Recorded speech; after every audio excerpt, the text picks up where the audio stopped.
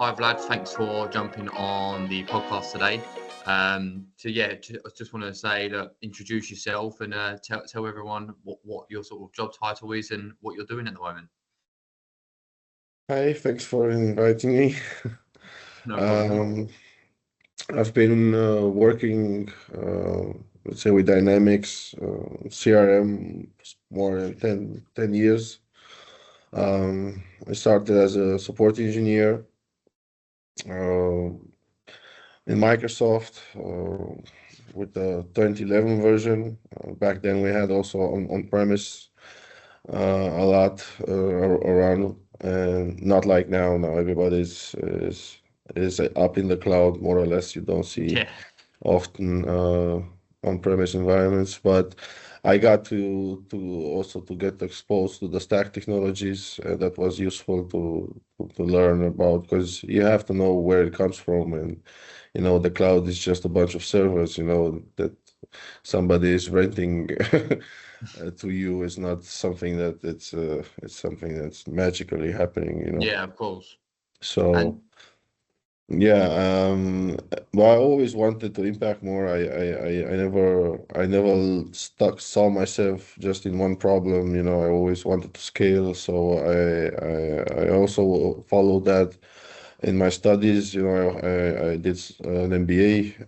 I wanted to somehow understand the business better, and that's how I transitioned into more senior roles. I was a tech lead also, then I was a service delivery manager, also people manager for a while. So I wanted to work with people, and I wanted to help them grow. After some point, I needed also to grow, and yes, of course, and your own personal development as well.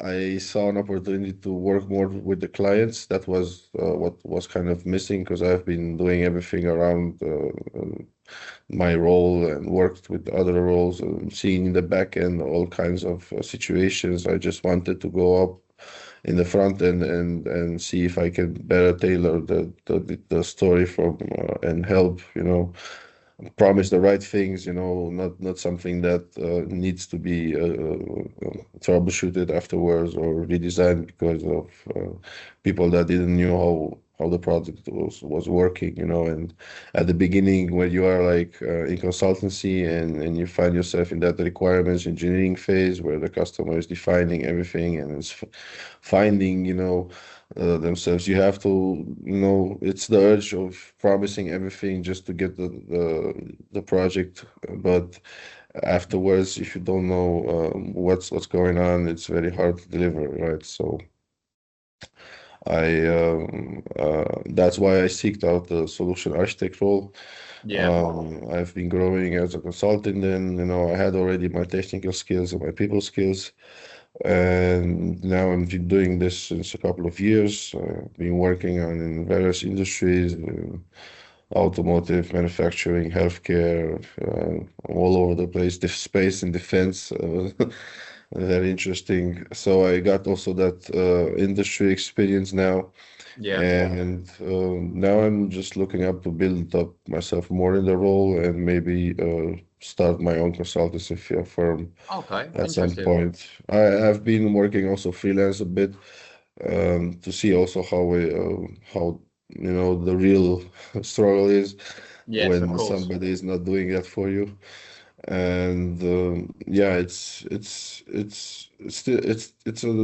still growing niche. It's a growing market, especially if you are open to work internationally and not just locally where you are based, because that also helps you grow in experience, and people also like that if you are open to I don't know, travel, move, relocate. You have to see where the opportunity leads you. Of course, and especially like things like the market at the moment, there's a lot of US consultancies as well, and working like fully remotely and stuff like that is a massive thing at the market at the moment as well. Obviously, like you started at Microsoft, like you said, being a support engineer, now you're all the way up working to like a solution architect at CGI. What would you say sort of led you to make that huge progression? Obviously, I know you mentioned about wanting to obviously work with the customers and stuff like that and expand your own sort of personal development. But what would you say sort of really like drove you to make that massive career sort of progression, would you say? Well, I saw too much in the back end and I troubleshooted too much of the product. Seeing too many logs, seeing too many errors. I just wanted to be at the beginning of the story and not at the Okay. end. So essentially you'd be able to see the story all the way from scratch, all the way to the end of the implementation of seeing obviously the customers final, and then actually seeing the products released as well, rather than just in the back end. I know, see, some people do have different sort of fortes, but I know some people like to have that diverse sort of thing in their role, rather than just having the one side of things within it as well. Because obviously, like someone like yourself, you like to be quite talkative, like speaking to the customers, taking requirements, sort of like you said, seeing the story all the way to the end. Yeah, Cool. it's more about not necessarily doing what you like. It's about doing Yeah. what you need to do to cover Okay. all the gaps that you have, Yeah. and also And around the work that you do. You need to see, okay, do I have a customer-facing role? Do I, that's also very important to see, to compare your skill set and to see if you want to develop towards that or not. Um, it's about also what you want at the end of the story to have. I wanted to get more information about how the product is being integrated. And working on Microsoft, you don't get that consultancy period. yeah. The partners are implementing it with everything, right? So that's the whole ecosystem. So if you want to get more exposure, sometimes you have to do also radical change. Okay, cool, perfect. And I mean, I know you mentioned as well about obviously working within Germany and then obviously expanding out of it. Say narrowing it down to just Germany itself. How have you found working within Germany? Is it something that you enjoy? Is it like a culture? For say, for example, for somebody that is wanting to go into Dynamics and start their career within Dynamics within Germany, would you advise them to work in Germany, or what would you say your experiences are working within obviously this field in Germany? Well, from the real thing is here, you have to first separate a bit Dynamics and Germany because first, if you want to start with Dynamics, you have to learn the product. So Yeah. it's really not that important in which country you're based on. You have to do the trainings, you have to get certified, you have to Of course. read some case studies, watch some videos, you know. First, of course, then you have to get into a role, you have to do it, the more you have practiced something, the more you know it, repetition is everything, right? So, um, but if you talk about Germany and if you talk about if it's a profitable business, Yeah. since I'm young, I have been dealing with this factor that if you know a German speaking language, Okay. either if it's like from Swiss or if it's Austria or if it's in Germany, the DACH space has a big ego, Yeah. Okay. So they afford to have that ego and they pay for that. Yes. So Yeah. they like certain services and they like to be addressed in their own language and they pay for that. Doesn't Oh, matter cool. what you do. I've been working with in this system since I'm 16. I've been working in call centers at the beginning, pre-sale stuff, sales stuff, nothing very important, but a matter of fact, if you look at countries that are not so developed in Eastern Europe, for example, my first salary was almost matching my mother's salary, and she Wow. worked her whole life as a teacher, so she was on academic roles, and still, so yeah, Germany in this DACH space in Europe is very profitable. Yeah. Of course. But Definitely. you have It to is one learn of the the. language. That's the whole thing. You have to start with 5-10 minutes per day. Duolingo, basic stuff. To take a course. It's about wanting it and doing it. Yeah.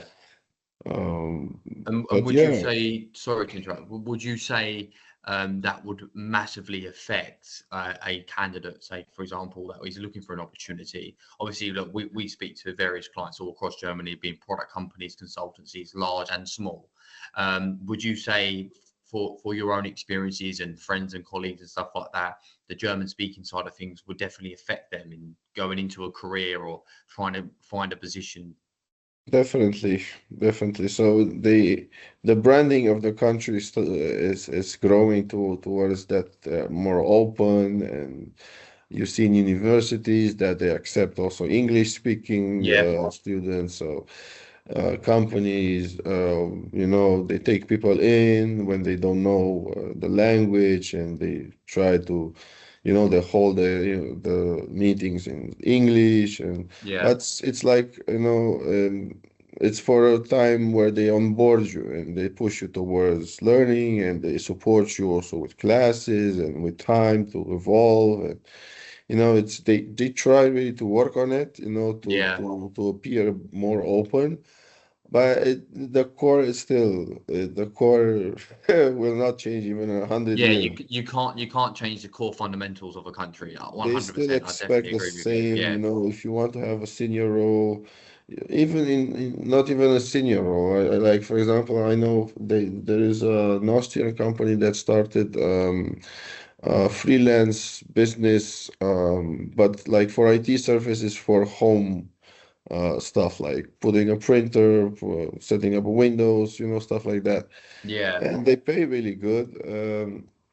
But obviously, you have to know German, because what's the audience that you address? Like small to medium size consultants. households, Yeah, yeah, and in those households, you either find Germans, or you find uh, maybe foreigners, but still yeah. that's the German, German language will be The whole again a culture is very predominantly important German. Yeah, factor. So even if 100%. your skills are not like dynamics, enterprise, infrastructure, whatever, architect, consultancy level, and you still need to, you just need to install a printer and you're paid good, like 35 euros per hour netto, that's a lot of money Yeah, for not senior roles. You still have to invest a couple of years in learning the language to get to of that, course, you know? 100%. And how do you expect to be able to communicate with various different customers if you can't even speak the native tone? So Well, no, you would in any other normal language country. You would, if I know, even in France, they are not that hyper. In Holland, Belgium, I don't know that all across they Europe, yeah, all are at the all the next same. level. You can clearly see that. So what would you say sort of the most sort of biggest common challenges that you're finding within sort of the market at the moment within Dynamics? Getting paid. Getting paid. And so do you find the salaries aren't sort of matching what candidates' expectations are at the moment, or would you say there's a sort of different aspect in terms of So it's salaries? definitely that, like, salary wise, it's hard to grow, because it's Okay. the market, it's not that hype right now. Freelancers are not getting paid, for example, for months. you Okay. know uh, People, if they post position open roles, they try to keep it. They even for senior roles, they promise the world, but in the end, they still try not to pay that much. You Okay. know, um, and sometimes, like you must look around. Even in München, like München is like one of the core. I don't know. It's Bavaria, in Germany. I think it's still the richest country. Even though you have Frankfurt, Berlin, there are other Hamburg, there are other powers, but like, since the US guys came here, they never left, and you can see that also money-wise, like when I was in Microsoft, I saw Satya Sadella the second time in that specific year, and it was February or uh, beginning of March, and I was like, so from all those hubs in the world, what is this guy doing the second time in the second or third month in freaking Germany? It's like, Yeah. and like, Uh, I kind of see it, I might be wrong, but it sees, if you look at the money, if you follow the money, like it's similar to a economic capital of Europe somehow, It's really and still you can still make money in other cities. Like if you look Of at course. Zurich. In Zurich Yeah, you can make double the money like you of make course. here, but still the costs are double, So Oh yeah, there's a you massive housing crisis. that People trying to get houses in Zurich and stuff like that. yeah, yeah. I worked the Swiss market before, and a lot of candidates that I spoke to and stuff like that, they massively struggled into. Although yes, the compensation is a lot higher compared to say an average salary of 80 to 90,000 euros, you'd be getting 125, 130,000 Swiss francs. Of course, the salaries are a lot higher. But then when you do compare that towards the housing crisis and the tax and the costs and stuff like that, it's actually not much of a big difference. Well, it Um, is, if you know how to, you have to understand that wherever you live, it's still a capitalist system. So it's yeah, still based on consumption, So they push you to buy things, So you have to understand that if it's a high-paying city, it will be also, high demanding for cash, yeah, But for yeah, example, nowadays you can find always a gray zone. Like, they have hybrid roles now. You don't go to the office now every day. Instead, you hope you have a government contract or whatever. But like this roles in IT, you can like go to the office once per week or once per month, yeah, So you could, for example, go into a high-paying city and then see if you can commute a bit longer, yeah, because around it's just, again, that's about the ego. Because how is it possible that in the city I have like I don't know, 2,000 francs, and then you go like an hour away from the city and you find with 800, or like it's still yeah. about, I do get the point you're trying to make. It's within the it's city there are a lot of egos and they do pay for it, but then once again you've got to look at the cost factors as well, like no, traveling, train passes, all that sort of stuff. it's Um, about your convenience, you have to cut at some point something, it's that's how it's in business, and it's life yeah, as well, and it's in everything. It's in job seeking, in everything, at some point you have to you have to know what's important for you. And yeah, that's how you can advance in anything you do, if you always follow what's important for you, of what course. you really want, So what advice would you sort of give them for somebody that's trying to break in within this market? What advice would you give them? Would you say to them, look, chase the money, go to the big cities, earn the big money, or would you say, look, maybe join somewhere a little bit on the outskirts, a little bit less money, but you'd be more happy, more flexibility? Well, you What will best never business? be happy with less money. So Of it's course. it is a podcast. We are not talking. We are not in an interview, so we can be honest, 100 Oh pro. yeah, 100%. Yeah. Uh, I, you have to have some, I don't know, moral barriers and some ethic in your conduct. Of course, you cannot. Um, but it's also about efficiency. So Yeah. uh, you can't expect the world of someone, even if he's a junior guy, and involve him in so many different things, even if he wasn't exposed before. But Yeah. in 6 months, 1 year, he's delivering at the level that you want, regardless of his seniority, if he knows the stuff, Yeah. the background, the technical stuff. So if he has, what you need as a foundation. So um, you should always look for a better pay, because the ones that are willing to pay you more, then that's where you receive more value for yourself. Yeah. So the pay is how much those companies see your value, the degree of your Of value. course. So Of course, the higher the salary is higher, you should they value your always skills. Yeah, of you should course. always my advice is that my biggest advantage was that I always knew how to sell myself. I Yeah. believed in I saw, okay, if I did this once, so I'm able to do it 100 times, so I'm very confident Yeah. on that, so Yeah. get exposed to get secure, to get confident, get exposed to different roles. It's the most important thing is to learn, and that's you need to practice. So it's a very if you have a high paying job but you don't do at your job, then you will end up not knowing much, even if you have some money, you will lose it because you don't know what to do with it. Yeah. So it's always a balance, you have to, but it's the most important thing is to sell yourself the best you can, because if you make other people believe it, you might believe it yourself too. Unless you are actually, like you said, fully skilled, and once you do something once, if you're confident you can repeat this 100 times, then like you said, you have to be confident. Some people actually, I find in the market that I speak to, are confident within these skills, but they're not confident within themselves, if that makes sense. So they possess the skills, but they don't back themselves. And you always, like you said, you have to know how to sell yourself and provide your skills. Because, for example, I'm not too sure in the past if you've dealt with this, but within a lot of candidates, or we speak to them and put within processes, when they have, say, more of a technical challenge within an interview process, they are well capable of obtaining the skills and passing the challenge, but on the spot they fail. So it comes with the additional pressures as well, would you say? Well, one of my bosses called that composure. Composure, yeah, that's also a very, very good point. Yeah.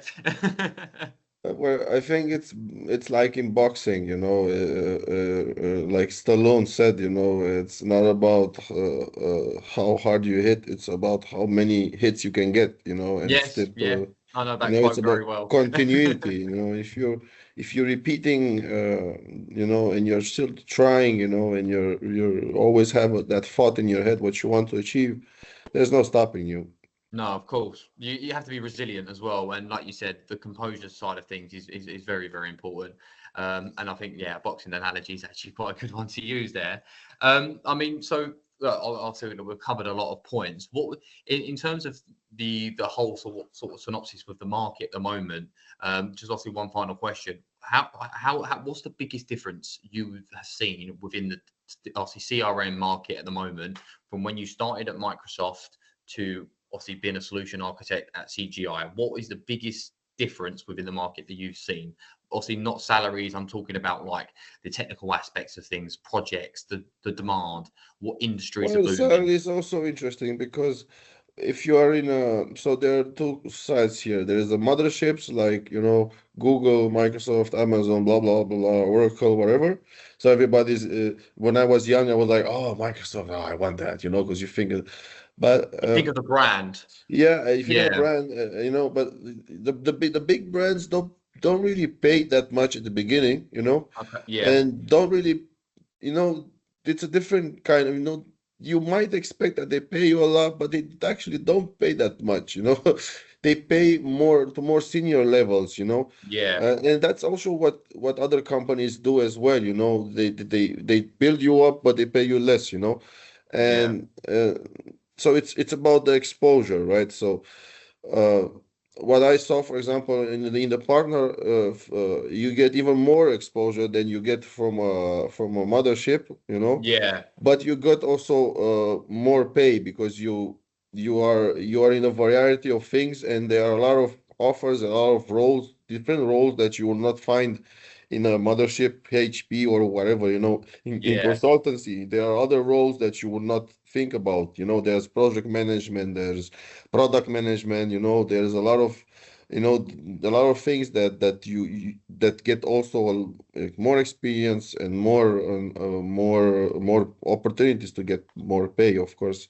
So my thing my biggest surprise was the varieties of other things that can be done around the Yeah. product, because I was only focused in the technical side with support cases, with sales stuff, all of what was Microsoft doing, in all of the activities that they were involved. And then I was in the partner environment, and then there's a completely new, different Whole sets of, different aspects. Yeah. So you can and it, easily get quite narrow-minded. Like you said, you're chasing that, oh my God, I want to work for Microsoft. And then you get quite narrow-minded. And then, like you said, you are working within these motherships, not having that exposure. Where if you're working, like you said, as being a partner, you're going to have a lot more different exposure working for some, say, smaller companies. And then you have a lot more responsibility, so then you are actually able to progress within your career, because there are so many more responsibilities out there for you to actually do than what you anticipated.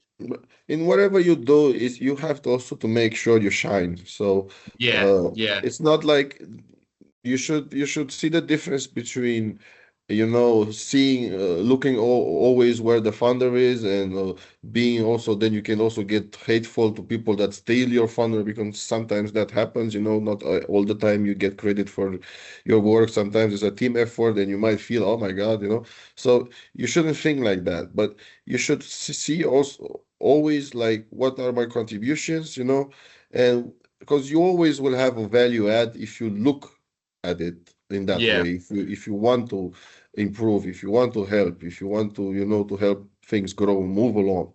So that effort, you always need to make sure that you shine on that you tell your story, because nobody will tell the story better than yourself. You need to understand how the work works, and the work works in like branding. Branding is yeah. everything. Oh, of It is, course. and it's not just commercial, like Coca-Cola or whatever. Branding is about personas as well. It's, we are selling ourselves every day. So you need to understand what's the image that you have, and how are you advertising that image, Yeah, and you have to do brand that image all the time. is everything. I mean, Yeah. if you then like, for example, give across the wrong impression and give that bad brand image, it's damaging massively, and people don't actually realize how important it actually is. So look, Yeah. I think we've covered most things here anyway. So look, I do appreciate you jumping on the call. Obviously, this is going to be the end of the main segment of the podcast. So look, I just want to say thank you, Vlad, for coming. Obviously, I'd be keen to maybe do another one of these further on down the line, and we'll go into some more depth of some other details. But yeah, look, it's been a pleasure. Awesome. Thank you.